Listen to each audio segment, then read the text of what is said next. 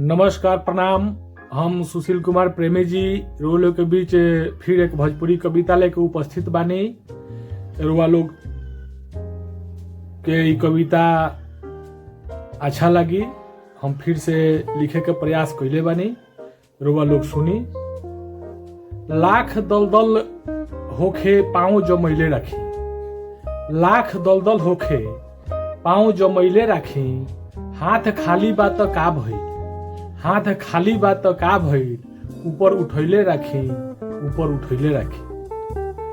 के कहेला कि छलनी में पानी रुक नइखे सकत, बर्फ बने तक उठैले राखी, बर्फ बने तक उठैले राखी। एक राजा बड़ा खुशहाल रहे, एक राजा बड़ा खुशहाल रहे, ओह राजा ओहिजा के दिलदार रहे। हमेशा युद्ध में दोसर राज के हरावत रहे, हमेशा युद्ध में दोसर राजा के हरावत रहे।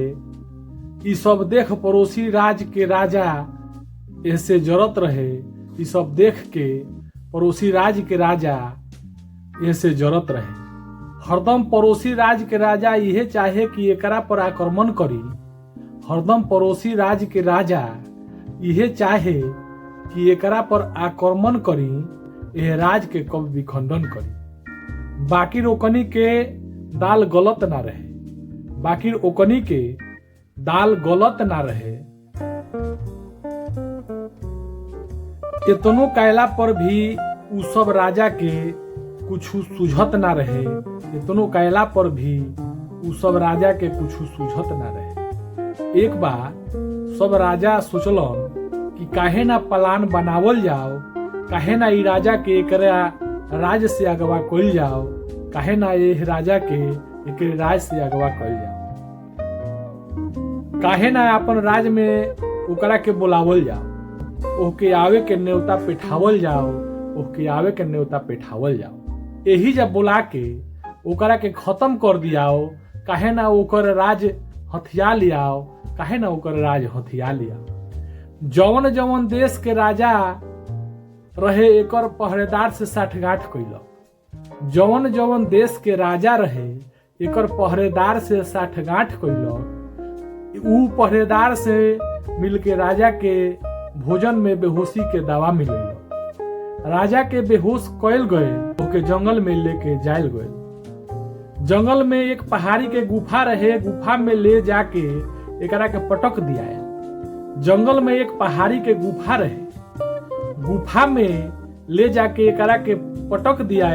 सारा राजा वहां इकट्ठा भइल। कोई कहे एह के मार दिया, कोई कहे एह के मार दियाओ, कोई कहे कि एकरा के मारल ना जाओ। ई हमनी के ढेर तरपौले बा, यही गुफा में एकरा के डाल दियाओ।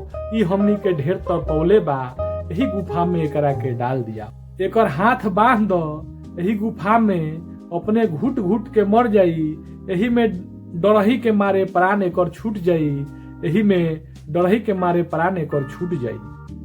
गुफा के दरवाजा पत्थर से बंद कर दो, एकरा के गुफा में अंदर कर दो, एकरा के गुफा में अंदर कर दो।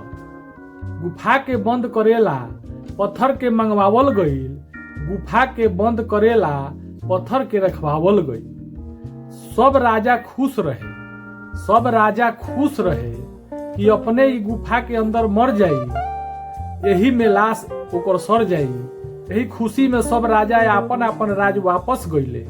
यही खुशी में सब राजा अपन अपन राज वापस गईले, एकरा के बंद करके खूब खुशी मनौले। बेहोश राजा के होश आइल, बेहोश राजा के होश आइल। रात बीत के सुबह भइल, धूप के किरण गुफा में आवत रहे। आंख खुलल तो देखलक कि गुफा बंद रहे, बाहर पत्थर रखल रहे, सब मिला के रास्ता सब बंद रहे। राजा के लागल कि सब खत्म हो गए, राजा के लागल कि सब खत्म हो गए, एकर राज छीन गईल। राज के प्रजा छीन चुकल बा, राज के कुछ लोग बिक चुकल बा। ई कहाँ बा, ई कहाँ बा, एकरा खुदे मालूम नइखे। राजा के हौसला टूटत रहे, राजा के हौसला टूटत रहे, सोच के दिल घुटत रहे। तब वही एक और माई के देवल मंत्र याद आइल, कुछ तो कर ऐसे जन्म मर, कुछ तो कर ऐसा ही जन्म मर। इतना बात याद आइल, राजा हिम्मत जुटा के खड़ा भइल। वो पत्थर भिड़ी जाते रहे कि ओह के सांप डस लेलक। फिर एक बार संकट ओह के शिकंजा में कस लेलक। एक बार फिर नीचे गिर गए, एक बार फिर नीचे गिर गईल। एक बार हौसला फिर से पस्त भइल। फिर ऊ माई के देवल मंत्र याद आइल, फिर ऊ माई के देवल मंत्र ऊ याद आयल, कुछ तो कर ऐसा ही जन्म मर, कुछ तो कर ऐसा ही जन्म मर। कटार निकाल के जहां सांप कटले रहे ओहिजा काट देलक। कटार निकाल के जहां सांप कटले रहे ओहिजा काट देलक। हिम्मत बांध के ये सब कुछ सह लेलक। एक मुसीबत खत्म भइल, दोसर मुसीबत आइल। जहवा से कटले रहे उहवा से खून बहे लागल। उ दर्द कसहू सहे लागल। का कइल जाओ कुछ समझ में आवत नइखे, का कइल जाओ कुछ समझ में आवत नइखे। फिर उ माई के देवल मंत्र याद आयल, कुछ तो कर ऐसा ही जन्म मर, कुछ तो कर ऐसा ही जन्म मर। राजा के कमर में कपड़ा बांधल रहे। राजा के कपड़ा निकाल के पैर के हिस्सा में बांध लेलक। फिर उ माई के देवल मंत्र याद करके हार कहा मनलक। फिर उ माई के देवल मंत्र याद करके हार कहा मनलक। फिर उ हिम्मत करके पत्थर के पास गईल। फिर उ हिम्मत करके पत्थर के पास गईल।